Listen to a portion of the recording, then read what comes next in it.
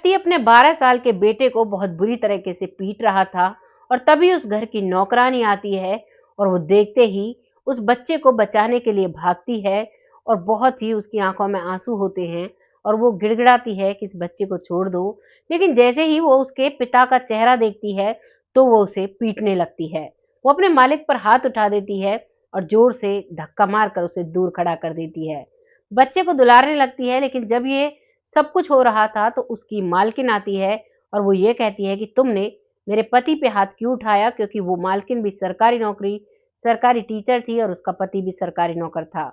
उनमें एक अलग ही घमंड था और जब घर की नौकरानी उसके पति को पीटती है तो वो नौकरानी को चोटी पकड़ पकड़ कर पीटने लगती है। कई बार जमीन में मारती है, क्योंकि नौकरानी जो थी वो शरीर से कमजोर थी और मालकिन जो थी वो शरीर से हष्ट-पुष्ट थी। काफी देर तक उनमें लड़ाई चलती है, लेकिन उसके बाद वो नौकरानी कहती है कि आप जो भी पूछना है अपने पति से पूछो और मैं अपने बच्चे को लेकर जा रही हूँ। उस बच्चे को लेकर जाने लगती है। वो बच्चा उससे हाथ छुड़ाता है और कहता है कि आप मुझे क्यों लेकर जा रही हो। आइए जानते हैं इस कहानी के पीछे क्या राज था, क्या हुआ था, कौन वो बच्चा था, किसका था और उसका पिता उसे क्यों पीट रहा था, क्यों उसे वो नौकरानी अपने साथ लेकर जा रही थी।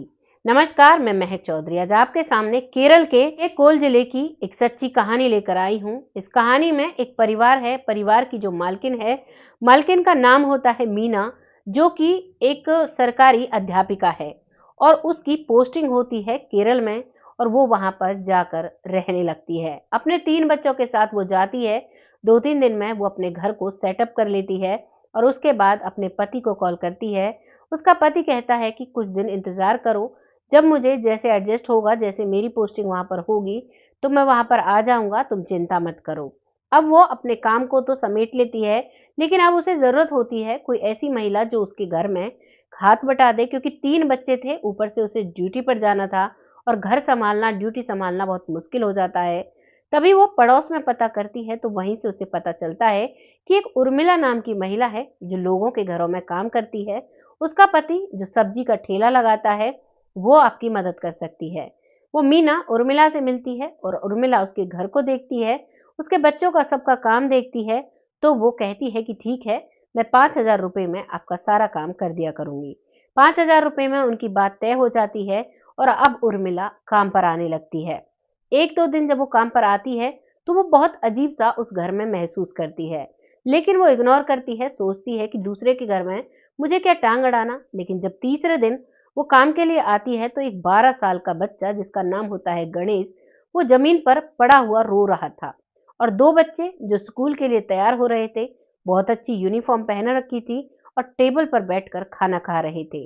उस बच्चे को रोता हुआ देख वो सोचती है कि ऐसा क्यों, बड़े बेटे से प्यार नहीं और 2 बच्चों से प्यार है, पर वो फिर भी चुप हो जाती है कि कोई बात नहीं और वो अपना काम करने लगती है। इतनी ही देर में उसकी मालकिन तैयार होकर ऑफिस के लिए निकलती है और वो बच्चा घर में अकेला रह जाता है। वो जो नौकरानी है वो पूछती है कि ये बच्चा स्कूल नहीं जाएगा, तो वो मालकिन कहती है कि इसका पढ़ने में मन नहीं है, इसका एडमिशन मैंने ऐसे करा रखा है कि जब इसका मन करे तब ये जाएगा, नहीं तो ये घर ही रहेगा, कोई दिक्कत नहीं है, मैं इसे शाम को आकर पढ़ा देती हूँ। मालकिन चली जाती है, नौकरानी अब काम में लग जाती है। इधर जैसे ही मालकिन घर से जाती है तो गणेश कपड़ों को समेटने लगता है।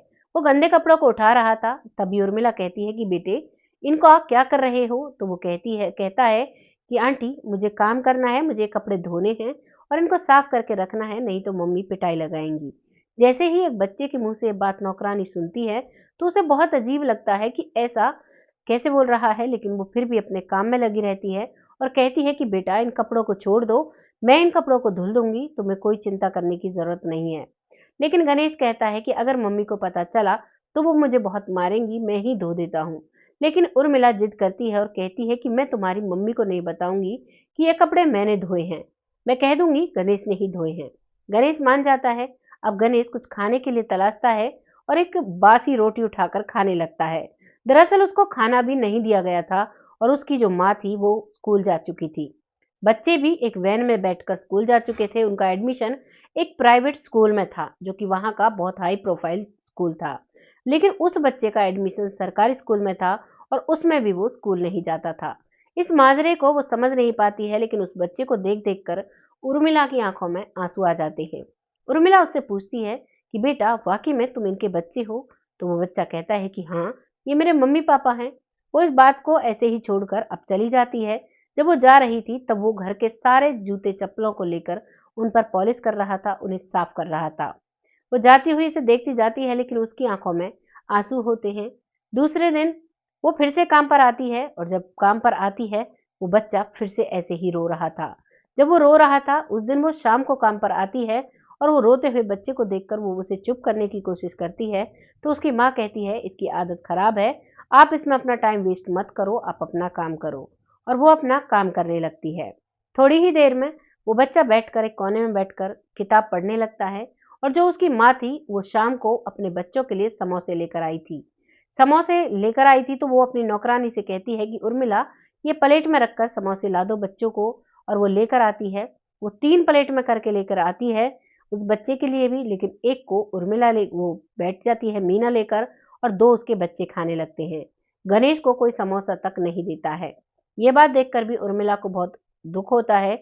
उसकी आंखों में आंसू आते हैं। और जब धीरे धीरे वो बच्चे खाना खा लेते हैं उस समोसे को, तो जो उसका बेटा होता है वो उस समोसे को कुछ को छोड़ देता है।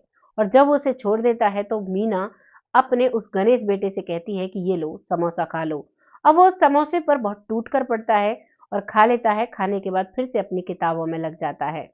ये सारा वाक्यांश जब उर्मिला देखती है तो उसे बहुत बुरा लगता है। वो पूछती भी है कि मालकिन ये ऐसा क्यों है? तो वो कहती है कि ये बहुत कामचोर है, ना ही पढ़ता लिखता है और ना ही किसी की बात मानता है। इसीलिए मैं इस ऐसे करके इसे सबक सिखाती हूँ, जिससे कि ये जीवन में कुछ बन जाए। उर्मिला को ये बात बहुत अजीब सी लगती है, लेकिन वो ज्यादा नहीं बोलती है और वो अपने घर चली जाती है। अगले दिन जब वो सुबह सुबह आती है तो वो देखती है कि एक व्यक्ति, यानी उस बच्चे का पिता, अब वो आ चुका था। चौथा पांचवा दिन था और वो आ चुका था। और जब वो आया था तो वो सुबह सुबह ही गणेश को बहुत बुरी तरीके से पीट रहा था। जब गणेश को वो पीट रहा था तो वो उसका चेहरा नहीं देखती है, और वो उसे बचाने लगती है। जब वो उसे बचाती है तो छीना झपटी में उसे उसका चेहरा दिखता है। और अब तक तो उसकी आंखों में आंसू थे और दया की भावना थी, और अब उसे बचाने का प्रोत्साहन था, कोशिश थी। लेकिन जैसे ही उस व्यक्ति का वो चेहरा देखती है तो उस बच्चे को छोड़कर उस व्यक्ति को पीटने लगती है, और उसे इतना पीटती है कि वो एक साइड में खड़ा हो जाता है। जब अपने पति को पिटता देख मीना देखती है तो मीना भागी दौड़ी आती है और आकर उस नौकरानी को पीटने लग जाती है। जब नौकरानी की और मीना की लड़ाई हो रही थी तब भी उसका पति कुछ नहीं बोलता है, और वो एक कोने में खड़ा हो जाता है। अब जब वो कोने में खड़ा हुआ था तो उन दोनों की लड़ाई खूब हो लेती है। उसके बाद जो उर्मिला थी वो डांट कर कहती है कि समझा लो अपनी पत्नी को, मेरे बेटे को हाथ लगाने की जरूरत नहीं है। जैसे ही वो महिला ये बात कहती है तो अब मीना को बहुत बुरा लगता है, और मीना उस नौकरानी को छोड़कर अपने पति से पूछताछ करने लगती है। सवाल पे सवाल करती है कि ऐसा क्या हुआ था जो एक नौकरानी ये कह रही है ये मेरा बेटा है। तभी वो बताता है कि ये मेरी पहली पत्नी थी, मैंने तुम्हें बताया था, मेरा तलाक हो चुका था और मैंने इस बच्चे को अपने पास रख लिया था। आज इसे पता चल गया है हम इसके बच्चे को किस हालत में रख रहे हैं, तो ये लेकर जा रही है। जब उर्मिला उस बच्चे को लेकर जा रही थी तो गणेश अपना हाथ छुड़ाता है, और वो ये कहता है कि आंटी मैं आपके साथ नहीं जाऊंगा, मुझे अपने मम्मी पापा के साथ रहना है। तभी उर्मिला उसे चुप करती है और उसे समझाती है कि बेटा तेरी माँ मैं हूँ, वो तुम्हारी सौतेली माँ है और वो तुम्हारे पिताजी हैं। मेरी और तुम्हारे पिता की पहले शादी हुई थी, और इसने मुझसे तुम्हें बचपन में इसलिए छीन लिया था कि मैं तुम अपने हक के लिए कोई केस वगैरह ना डालो। लेकिन मुझे नहीं पता था कि ये तुम्हें इतने बुरे हालात में रखते हैं, और अब मैं तुम्हें यहाँ एक पल नहीं रहने दूंगी। अब गणेश भी अपनी माँ के साथ चला जाता है, और माँ के साथ जाकर अब वो उस घर में जैसे ही एंट्री करता है तो उसका जो दूसरा पिता था, सौतेला पिता, जो जो ठेला लगाता था सब्जी का, रमन, वो देखता है और वो कहता है कि ये कौन है। तभी उर्मिला बताती है कि मैंने आपको पहले भी बताया था, मेरा एक बच्चा था जहां मेरी पहले शादी हुई थी, ये मेरा वो बेटा है। उसने प्रॉपर्टी की वजह से मुझे मेरे बेटे को दूर कर दिया, और उसने मेरे बेटे पर बहुत अत्याचार किया है। ये बातें मुझे बहुत दुखी कर रही हैं, इसीलिए मैं अपने बेटे को ले आई। तो रमन कहता है बहुत अच्छा किया, काश तुम इसे पहले ले आती तो मैं एक पिता का प्यार इसे दे पाता, पर कोई नहीं, अब इसे अच्छे से रखेंगे। और जिस स्कूल में उस उर्मिला के बच्चे पढ़ रहे थे उसी स्कूल में उसका एडमिशन कराया जाता है। और अब तक उर्मिला के बच्चे उस मालकिन के यहाँ ट्यूशन पढ़ने जाया करते थे, और अब उर्मिला उन्हें भी रोक देती है। और तीनों बच्चों का ट्यूशन एक बहुत अच्छी टीचर पर लगाती है और दोनों घरों में काम करते हैं और ठेला लगाते हैं, उन्हीं से गुजारा करते हैं। ज़्यादा फैसिलिटी उनके पास नहीं है, लेकिन उस परिवार में भरपूर प्यार है। धीरे-धीरे वक़्त निकलता है और उस लड़के गणेश की 12वीं क्लास पास हो जाती है और अब उसने कॉलेज में एडमिशन लिया और कॉलेज की पढ़ाई बहुत अच्छे से की और एक सरकारी नौकरी को प्राप्त कर लिया। जैसे ही वो 18 साल का हुआ तो उर्मिला ने अपने पति पर केस डाला और अपने बेटे को वो सारे हक उसके दिलाए जो उसके होने थे। उसकी प्रॉपर्टी में से तीसरा हक दिलाया और अब वो प्रॉपर्टी का भी मालिक था और उसके पास सरकारी नौकरी भी थी। और वो जो उसका पिता था और उसके जो सौतेले भाई थे, वो दोनों कॉलेजेस में पढ़ रहे हैं और खूब आवारागर्दी करते हैं, क्योंकि मम्मी पापा दोनों सरकारी नौकरी हैं और वो बहुत मस्ती से रहते हैं। यही सिलसिला उस परिवार का चल रहा है, लेकिन जो ये उर्मिला है और इसका पति रमन है और इसके 2 बच्चे और हैं, वो बहुत खुशी-खुशी रहते हैं। वो भी पढ़ाई में बहुत अच्छे हैं और ये सरकारी नौकरी लग चुका है और इस परिवार की नींव बहुत अच्छी हो गई है। बहुत अच्छे से अब ये समय बिताने लगे हैं।